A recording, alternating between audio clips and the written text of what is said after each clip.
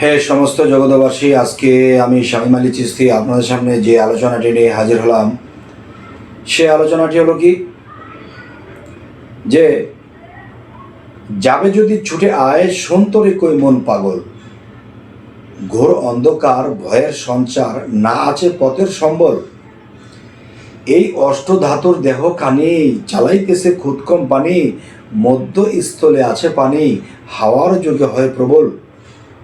উপরে জলে পরশমণি, নিচে ঘুমায় অষ্টফণি, হংস রবে ওঠে ধ্বনি, সোহাং শব্দে চলাচল।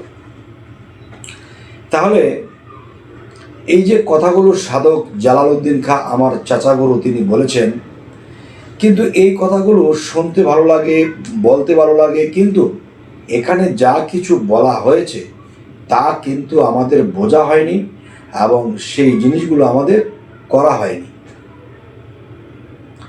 বুঝেছেন তো? তবে আরেকটি বিষয় হলো যে হাতনা দাওয়ায় দিবানিশি হয়ে যাওগে কামার পরা, শেষে যাবে লালবাজারে চারি রঙের নিশানুরে, অগ্নির মতো ধুধু করে মধ্যে জিনিস ভরা। হে হরফের চাবি দিয়া সদাই গিয়ে ঘোরা, তালা খুললে নয়ন মেলে দেখবে সাদা তিন কোঠরা, দেখবে সাদা তিন কোঠরা, তিন তালাতে এক নাম ফোটে, হাহাকার এক শব্দ ওঠে, ঢেউ লাগে ত্রিবেণীর ঘাটে, দেখছে রসিক যারা। তো এখন আমি যে কথাটি বলবো যে যাবে যদি ছুটে আয় সন্তরে কই মন পাগল, ঘোর অন্ধকার ভয়ের সঞ্চার। এই ঘোর অন্ধকার বলতে আমরা কি বুঝব? দেখবেন, একটা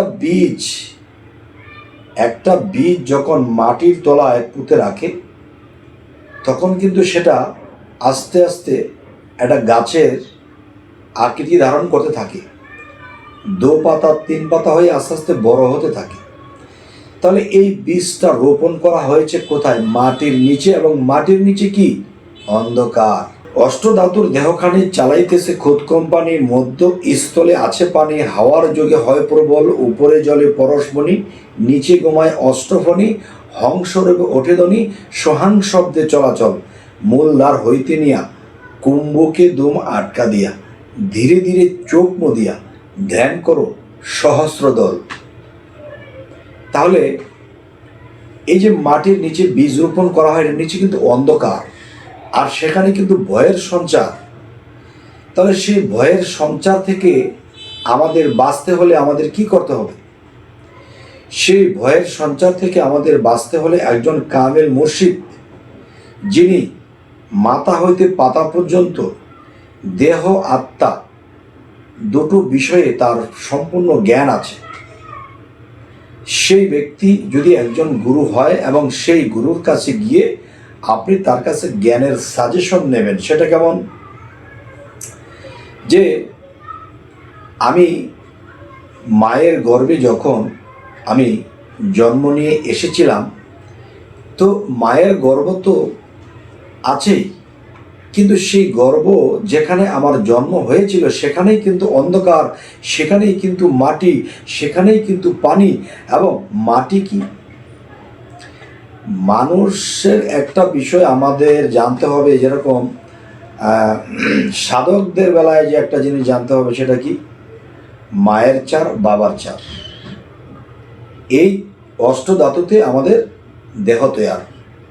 এখন মায়ের চার তো মায়ের কাছে আছে, বাবার থেকে যখন চার গিয়েছে, সেই চার কি কি? হাড্ডি, রগ, মগজ, মণি। মায়ের কাছে কি? চর্ম, মাংস, রক্ত এবং ত্বক। এই চার, এই দুই চারে মিলে অষ্টধাতুর দেহখানি চালাইতেছে খুদ কোম্পানি, মধ্য স্থলে আছে পানি, হাওয়ার যুগে হয় প্রবল। তো হাওয়ার যুগে প্রবল হয়, দেখেন রংধনু আমরা দেখতে পাই যে সাগর থেকে পানি তুলে সে আকাশে নিয়ে যায়। তাহলে আপনার মধ্যে সে রংধনুর কাজটা কোথায় কিভাবে করে?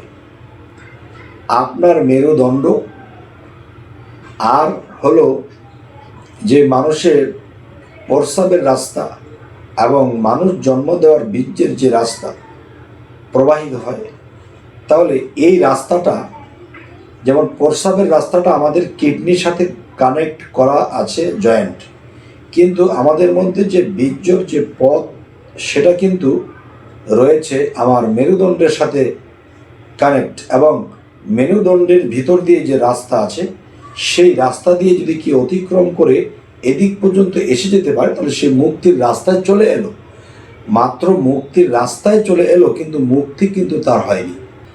তাই আমি বলবো, হে সমস্ত জগৎবাসী, যদি আমাদের মুক্তি নিতে হয় তাহলে আমাদের লক্ষ্য করতে হবে আমাদের বীজ নষ্ট না করে আমরা যখন গুরুর দেওয়া সেই দমের সাধনাগুলো করব, আর সেই সাধনাগুলো কখন কিভাবে করব যার যার মুর্শিদ এটা বলে দেবে।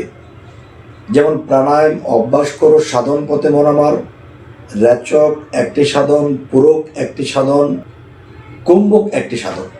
তাই বলা হয়েছে রেচক, পূরক, কুম্ভক, এই তিনটি সাধনা যখন আপনি সেই কাম নদীতে যাবেন তখন এই তিনটি সাধনা আপনার প্রয়োজন হবে।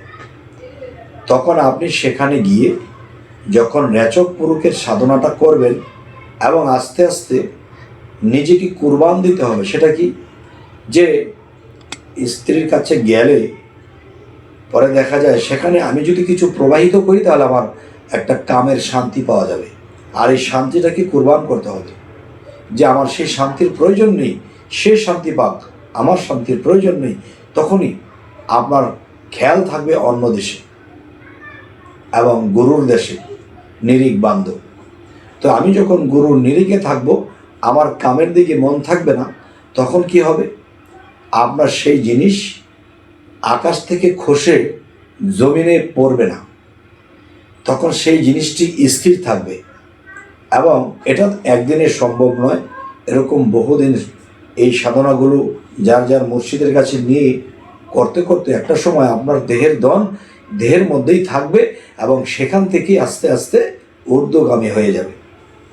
যাই হোক, এ সমস্ত জগতবাসী, যে হায়তনা তাওয়াই দিবানিশি হয়ে যাওগে কামার পুরা, শেষে যাবে লালবাজারে চারি রঙের নিশানুরে অগ্নির মতো ধুধু করে মধ্যে জিনিস ভরা, হাহরফের চাবি দিয়া সদাই গিয়ে ঘোরা, তালা খুললে নয়ন মেলে দেখবে সাদা তিন কোটরা, তিন তালাতে এক নাম ফুটে, হাহাকার এক শব্দ ওঠে, ঢেউ লাগে ত্রিবেণীর ঘাটে, দেখছে রসিক যারা।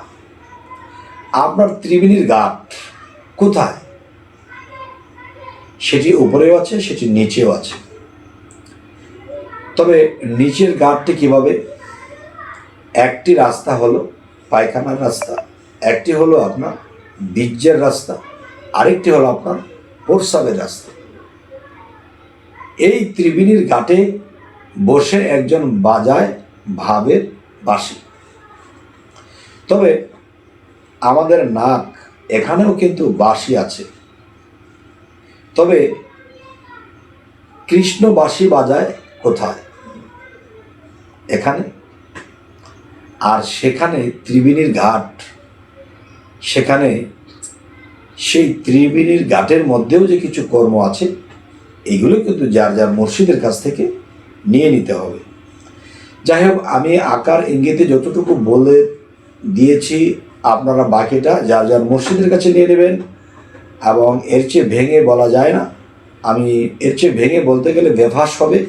বিভিন্ন মানুষের ভিডিওগুলো দেখে, তারা মন্তব্য করবে।